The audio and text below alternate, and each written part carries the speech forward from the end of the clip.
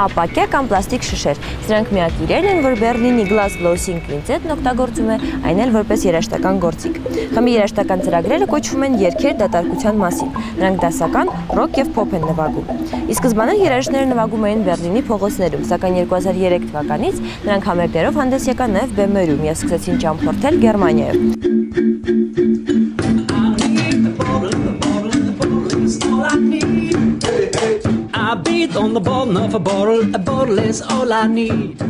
Խմբի անդամներն ասում են, որ եթե երաժշտական կտորը շատ ակորդներ ունենա, բարդ է նվագել է, քանի որ խմբի յուրաքանչյուր անդամ նվագում է առնվազն 6 շշով։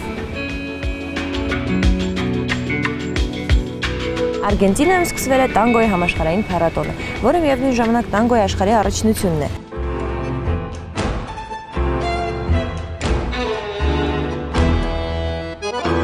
Սկսնակներից մինչև պրոֆեսիոնալներ ելույթներ են ունեցել Բուենոս Այրեսում, որը հյուրընկալում է տանգոյի համաշխարհային մրցույթի մասնակիցներին։ Տանգոն միջազգային տարածում ունի։ Ամբողջ աշխարհից զբոսաշրջիկները կանգ են առել Բուենոս Այրեսում, որպեսզի դիտեն լավագույն մրցույթը։ Մասնակցում են տարբեր երկրներից թե սիրողական, թե պրոֆեսիոնալ պարողներ։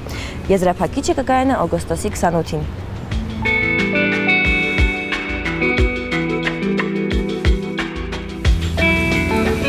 Այսօր շարունակվում է պլաստիկ շշերից թեղուտ էկոնավի շինարարության համար անհրաժեշտ դրամահավաքը։ Հիշեցնենք, որ թեղուտ էկոնավը կոչված է բարձրացնելու մի շարք բնապահպանական խնդիրներ, ինչպես նաև թեղուտի հիմնախնդիրը և պլաստիկ շշերի վերամշակման հարցը։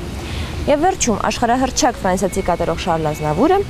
այսօր կմասնակցի տոնական համերգին վրացական նախածխայում Ռաբատ վերականգնված ամրոցի բացման առիթով։